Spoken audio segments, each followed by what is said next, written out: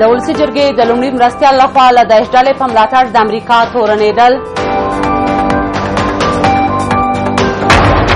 د حراست او ثبات شورا لخوا د موقت حکومت دودیزې لویې جرګې او له وخته مخکې د ټاکنو وړاندیز.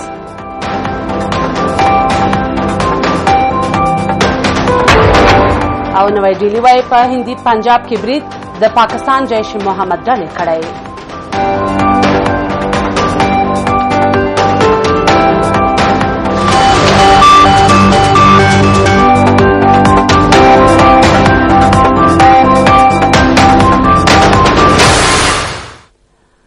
ګران لیدونکو سلام. د کابل نیوز د دې ساعت کورنیو او بهرنیو خبرونو ته ښه راغلاست. نن شنبه د 1404 کال د مرغومې میاشتې 12مه نیټه ده چې د 2014 میلادي کال د جنورۍ له 2مې نیټې سره سمون لري.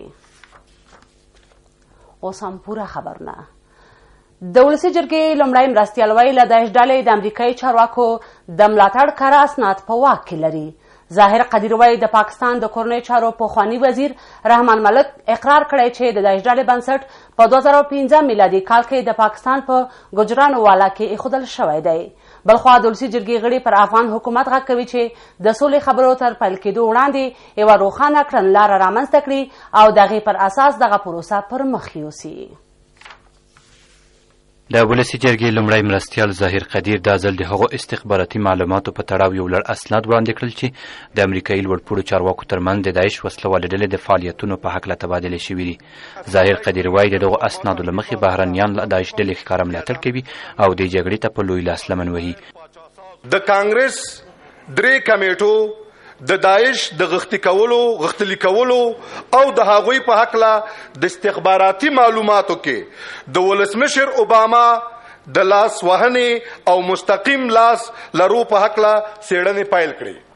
د پاکستان پخوانی د کورنیو چارو وزیر رحمان ملک دا خبره افشا کړه چې د داعش د ډلې لومړی هسته په 2015 کال کې په ګجراواله کې خودل شوې ده. ظاهر قدیر وایي چې د پاکستان د کورنیو چارو پخواني وزیر رحمان ملک اقرار کړی چې د داعش بنسټ په 2015 میلادي کال کې په ګجرانوالا کې ایښودل شوی. د پاکستان د کورنیو چارو وزارت نوي خپاره شوي اسناد ښیي چې داعش د پاکستان لپاره حافظ سعید او د اسلام آباد لپاره امیر منصور خپل قومندانان ټاکلي او خپل ډیری جنګیالي د 10 او 50 کلدارو معاش په بدل کې افغانستان ته رااستوي. د ولسي جرګې لومړی مرستیال په ټولنیزو رسنیو کې د په تړاو خپرو شوو څرګندونو ته په اشارې سره وایي چې د قانون له مخې هر راز ځواب ویلو ته چمتو دی خو د فشار له لارې چتن تسلیمیږي. پای در فیسبوک ها و در چیزا برآمده که حاجی ظاهر یا تبعید شود یا سارنوالی یا محکمه. حاجی ظاهر از کدام زیر بوته نآمده. حاجی ظاهر پاچاساز بود. ایره که حال کسی شیشته او هم باید بفهمه. هر گپی که امرای ما میزنی بیا از قانون امرای ما گپ بزن، از زور امرای ما گپ نبزن. په ورته مهال د ولسي جرګې غړي د سولې خبرو د بیا پیل په تړاو د پاکستان پر دریځ شک څرګندوي خو پر حکومت غږ کوي چې دغه پروسې د بیا پیل لپاره د یوې روښانه تګلارې پر اساس پر مخ ولاړ شي. صلح پروسه ملی هست، به ملت افغانستان ارتباط داره.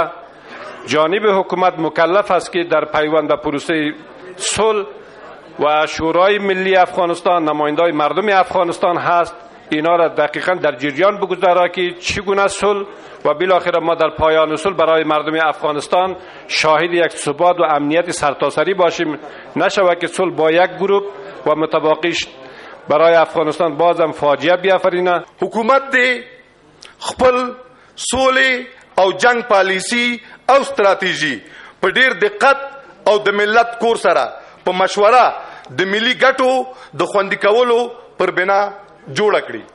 ظاهر قدیر داسې مهال له داعش ډلې د امریکایي چارواکو د ملاتړ په تړاو دغه څرګندونې کوي چې د دې وړاندې د افغان حکومت یو شمېر مهم چارواکي هم له دې ډلې سره په نږدې همکاري تورن کړي دي.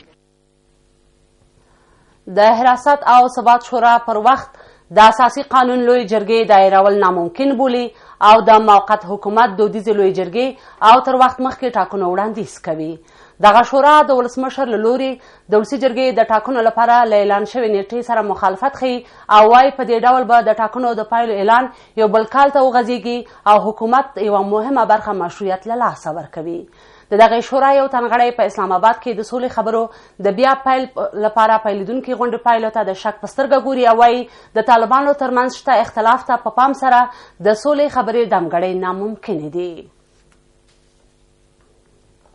د افغانستان د حراست او ثبات شورا چې د یو شمېر جهادي مشرانو او پخوانیو حکومتي چارواکو له لوري تشکیل شوې د ملي والي حکومت د مشرانو ترمنځ د شوي توافق عملي کېدل ناممکن بولي او وایي د اساسي قانون لوی جرګې له دایرولو پرته د حکومت یوه برخه خپل مشروعیت له لاسه ورکوي.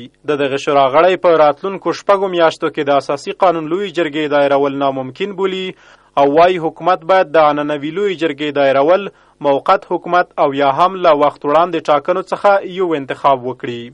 متاسفانه که این ظرف 1.5 سال از این حکومت تیر شد، ظرف 6 ماهی که باقی مانده ما فکر نکنیم که بتونه که لوی جرگه قانون اساسی را دایر کنه، به خاطر از اینکه انتخابات ولسی جرگه و انتخابات شورای ولسوالی اینا باید تکمیل شود پیش از او. دیگه راه بعدی که میمونه دو سه راه بیش نیست، یکی همی لوی جرگه عنعنوی است و دیگه حکومت موقت است و دیگه انتخابات زود هنگام. یاده شورا د ولسمشر له لوري د ولسي جرګې او ولایتي شوراګانو لپاره د ولسمشر له لوري په اعلان شوې نیټه د ټاکنو ترسره کېدل ناممکن بولي او وایي د افغانستان جوي حالاتو ته په پام سره به د دغو ټاکنو پایلې یو بل کال ته وغځېږي. دغه شورا د راتلونکي کال حمل میاشت د ټاکنو د ترسره کولو لپاره مناسبه نیټه بولي. اگر همی انتخاباتی که وعده شده که توسط کمیسیون انتخابات تاریخش مشخص شود در خزان سال آینده شود، این عملی به خاطر نیست که باز بعد از او زمستان می و زمینه برای انتخابات دیگه باقی نمیمونه. ممکنه که بر 6-7 ماه دیگه باز به تأخیر بفته که در سال بعدیش در سال 96 مقرون میشه. به او خاطر این عملی نیست و از طرف دیگه در طول 2 سال حکومت وحدت ملی نظر با موافقتنامه سیاسی که بین خود امضا کردن، یعنی حکومت وحدت ملی در ظرف 2 سال موافقتنامه شون است که در ظرف 2 سال باید لوی جرگه قانون اساسی خواسته شود و روی ساختار نظام افغانستان از سر تصمیم گرفته شود که نظام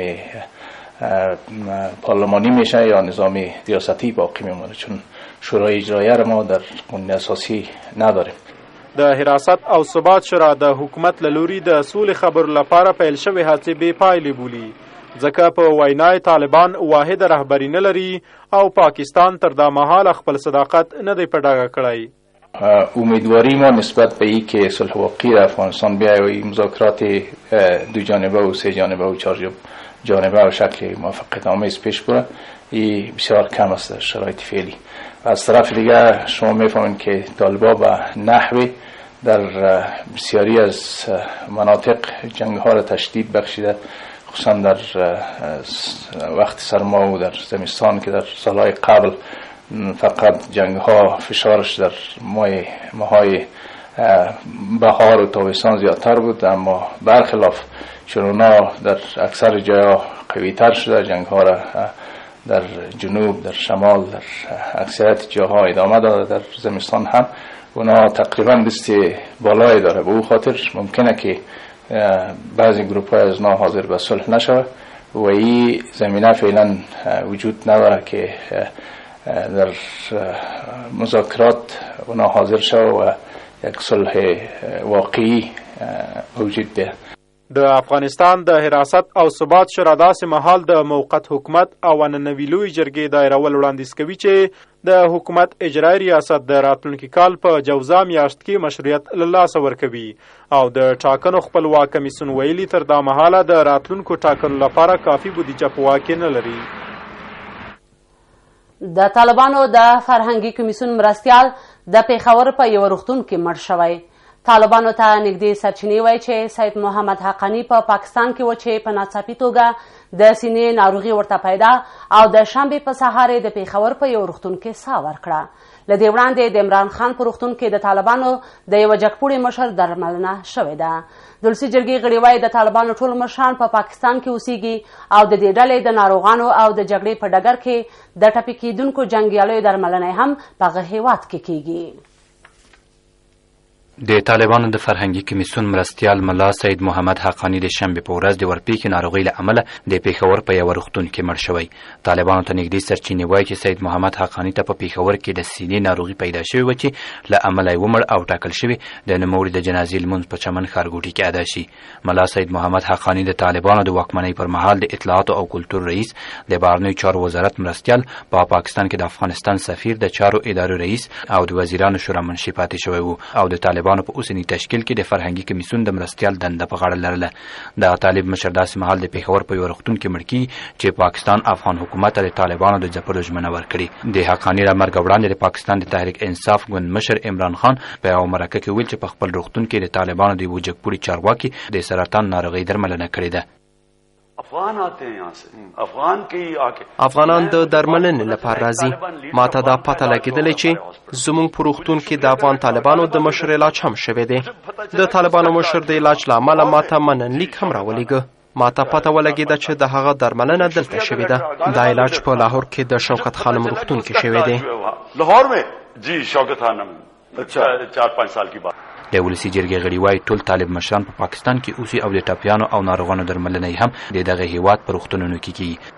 از یک طرف وعده میده به دنیا که ما مبارزه علیه تروریسم با طالبان میکنیم، از طرف دیگه شفاخانه‌هایش جای میده داخل خاک پاکستان و فکر میکنم در این وقتی که از یک طرف مذاکرات صلح را اعلان میکنه، از طرف دیگه به شفاخانه‌ها جای میده. باز هم پاکستان نشان میده که در گپ‌های خود صادق نیست، کما فی سابق در پروگرام و پالیسی خود پیش میره، دست حمایت از طالبان بر نمیداره. عمران خان اقرار نمود که رهبری طالبان افغانستان در قلب پاکستان تداوی می شود. باید نامهای آنها را افشا کند.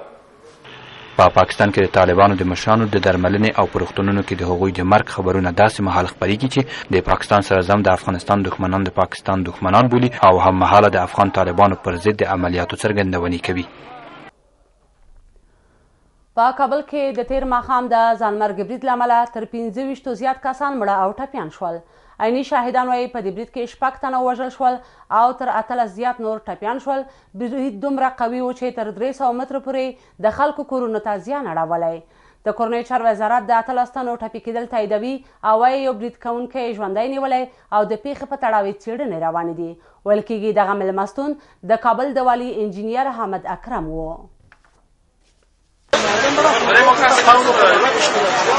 د جمعې ورځې په ماښام یوه ځانمرګي برید کوونکي خپل چاودېدونکو توکو ډک موټر د خلیفت الله په نهم سړک د یو بهرني رستورانت مخې ته وچوه.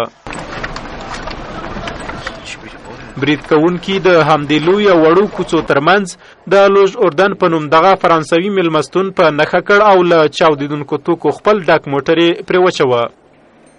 دیگه اینجا بچه‌ک شهید شد. اینجا غندیوال موجی بود. دای مسعود نومیږي او د همدغه ځانمرګي برید له وجې د دکان په منځ کې یو تن وژل شو او څو تنه نور ټپیان شول. انفجار شد من ضعف کردم دیگه چیزا نفهمیدم. دیگه شکر خدا من خوب هستم دیگه. بالا پس دکان دیگه بچه‌ک شهید شد. 13 ساله بچه بود. مغز سرش خورد برآمد. دیگه بچه‌ک من کردم کشیدم دیگه دروازه قلف مونده بود سر بخود. اسلام نمیگه دیگه که بر یک نفر بیام جوگدیش. د دې برید له وجې د شاوخوا خلکو کورونو ته زیات مالي زیان نه اوښتي. ان د پیښې په 300 مترۍ کې هم د کورونو ښیښې ماتې شوې او خلک زیانمن شوي دي.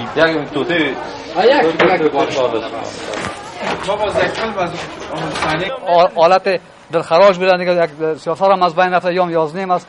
3-4 خانواده کل در دروازه‌شون از بین رفته. ایده اسلام نمیگه، ایده اسلام یکم. د سیمې خلک وایي په دې برید کې 6 تنه وژل شول او تر 300 زیات نور ټپیان شول. 15 کورونه او 10 موټرونه کاملا له منځه تللي دي. چیغ و ویلا و چیز شده. اومدیم دیدیم که اینمی خانه تمامش اینمی خراب شده. هم یه حرکت کردم که من انفجار شدم تو استاد بودم در خانه افتیدم. این تو یک قوی انفجاری که هیچ دیگه پشتش نگه. از اینمی اولی ما 6 نفر زخمی داریم. در حدود 7 نفر شهید داریم از این منطقه. د کورنیو چارو وزارت یوازې د 2 کسانو وژل کېدل او د 13 ټپي کېدل تاییدوي. 2 تن از تروریست‌ها بودن که یک تروریست با یک واسطه مملو از مواد انفجاری به این ساحه میرسه و دست به انفجار میزنن و تروریست دومی که در ساحه پنهان می باشه پلان داشته که بعد از انفجار داخل رستوران شود و مثل گذشته کسایی که در داخل رستوران هست اونا را به شهادت برسانه. خوشبختانه این فرد دوم یا تروریست دوم شناسایی میشه. د دې برید مسؤلیت وسلوالو طالبانو پر غاړه اخیستی. د امنیتي او دفاعي ارګانونو مسؤلان وایي هلمند ته کافي ځواکونه رسیدلي او په لازمو تجهیزاتو سمبال شوي دي. د ملي دفاع وزارت وایي په هلمند کې 6 کنډکه ځواکونه نور هم اضافه کیږي او په تازه کې دوی ته کافي سپکې او درنې وسلې او مهمات رسول شوي. د کورنیو چارو وزارت په تېره یوه میاشت کې په ننګرهار کې داعش وسلوالو ته د درندې مرګ ژوبلې اړولو ادعا کوي او په 9 عملیاتو کې لسګونه داعشیان وژلي دي. د تیرو کلونو خلاف سږ د ژمي په روان موسم کې هم د وسلوالو فعالیتونه نه دي محدود شوي او همدا اوس په هلمند کې توده جګړه روانه ده.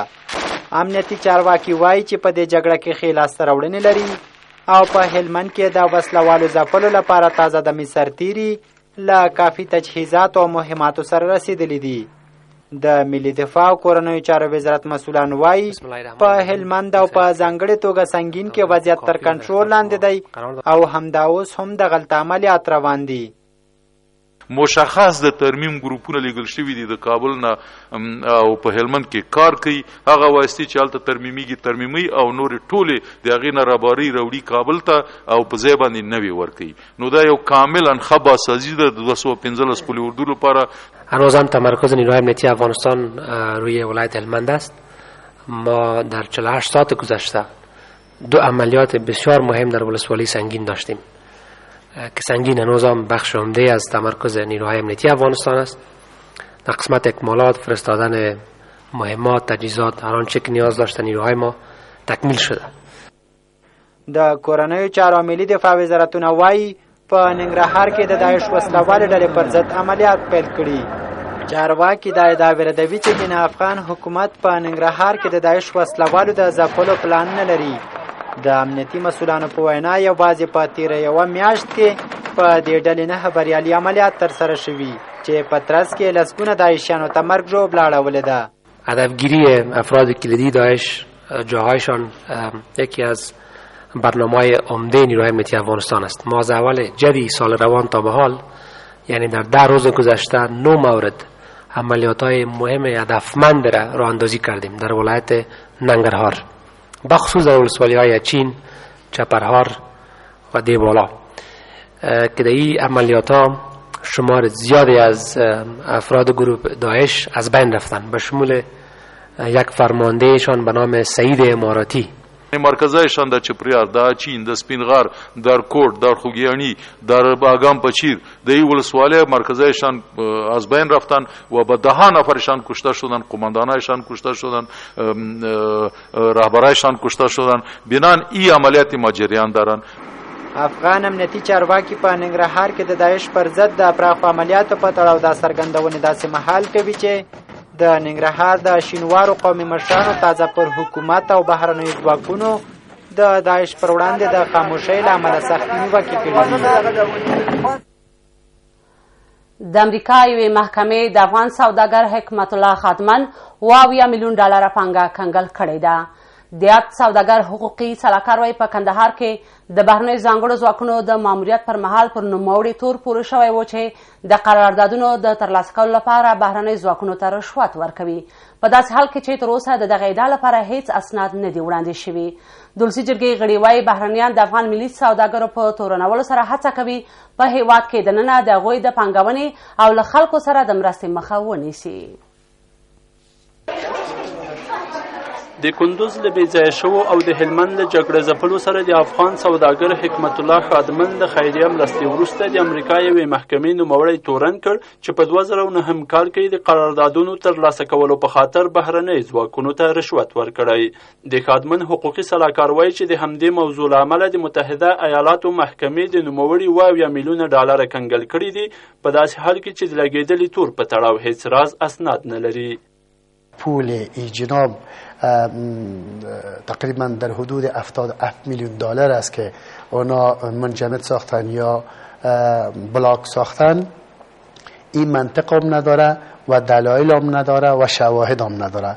اگر می بود در طول مدت هم لوی سرانوالی افغانستان، هم استرا محکمه افغانستان، هم اداره امور، هم یک کمیته عدلی و قضایی که در راستش رئیس جمهور افغانستان قرار داره، همه ارگانهای مربوط از امریکا، از ایالات متحده امریکا تقاضا کردند که شما اگر چیزی مبنی بر این اتهامی که میگین داشته باشین در اختیار مردم افغانستان قرار بدین.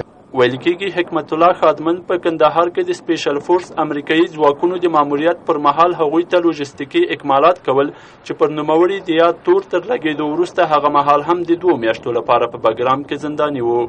د خادمن حقوقي سلاکار د متحده ایالاتو د محاکمې لخوا د بیا ځل لپاره پر نوموړي تور لګول غیر قانوني او مغرضانه عمل بولي.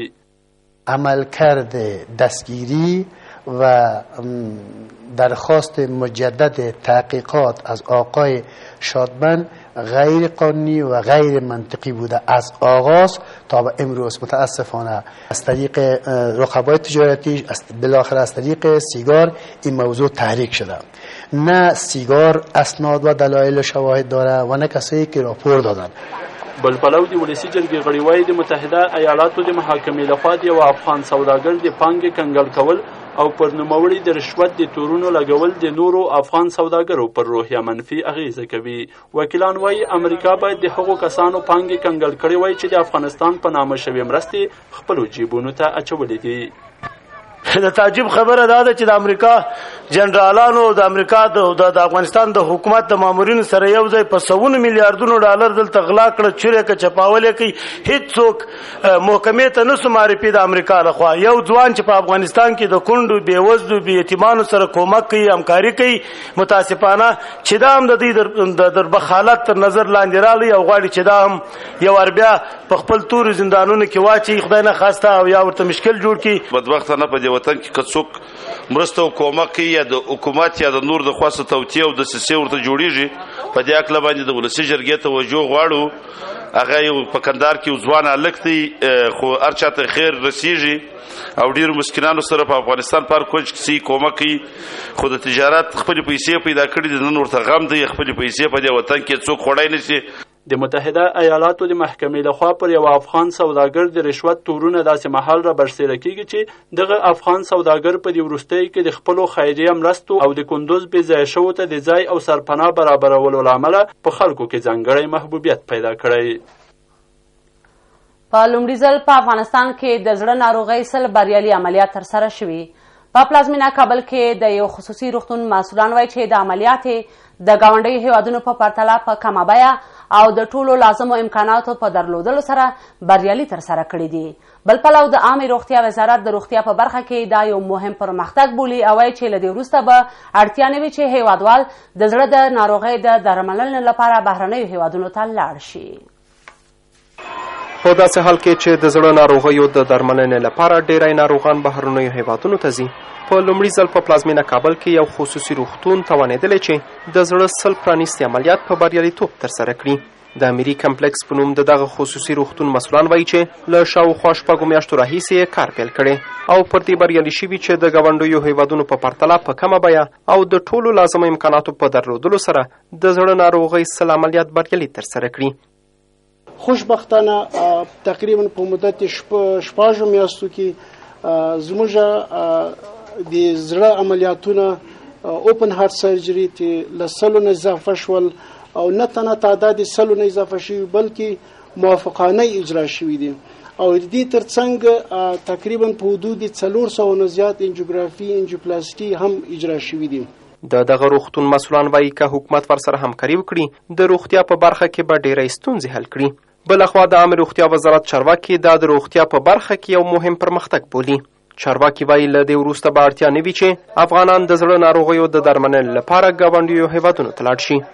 امروز خوشبختانه کشور ما شما وزارت صحت عامه ما شما توانمندی ازیر پیدا کرده که اکثریت پاتولوژی ها و امراض در کشور ما توسط دست دکتر خود شما توسط دکتر لایق شما با امکانات نسبتاً کم مداوا شود، نه تنها با عرضه خدمات صحی با کیفیت که توسط شفاخانه مدیکال کمپلکس امیری، سایر شفاخانه های شخصی و دولتی ما شما آل فضل خداوند این فرصت مهیا شده که اکثریت واقعات هموطن خود شما، دکتر خود شما به اصلاح اجرا بکنن. عام خلک او ناروغان هم چې په دغه روغتون کې درملنه شوي د روغتون له خدماتو رضایت ښیي. دی شفاخانه هم انجیوګرافي کوي، هم بالاخره حال ساعت خوب است کمی که مخکې خو بیخي امکان نه و چې د زړه مرض په افغانستان کې وشي، یا ما ته چې نوم یې مشته که وخت کې به وشي چې د افغانستان کې وشي.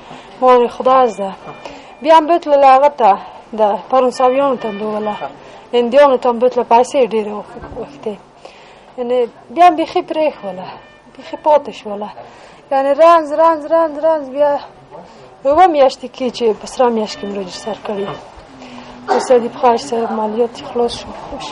د برېښنا نشتوالی له ګاونډیو هیوادونو څخه د درملنو په واردولو کې ګمرکي ستونزې او له خصوصي روغتونونو سره تبعیضي چلن هغه موضوعات دي چې د یاد روغتون چارواکي د بارۍ غوښتنه کوي.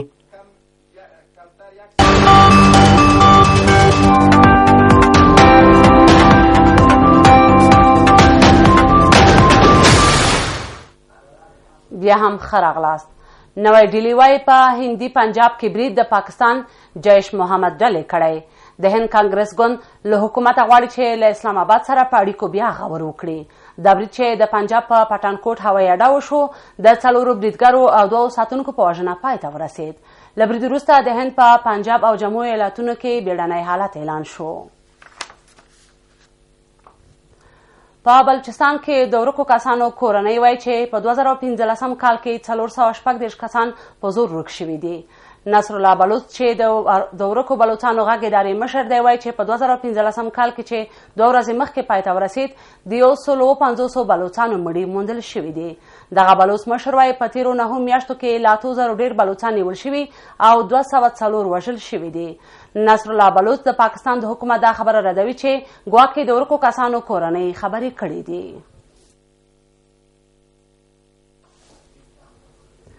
ګران لیدونکو د دې ساعت خبرونه پای ته ورسېدل. له ملتیا مو مننه. تاسو ته ښه وخت.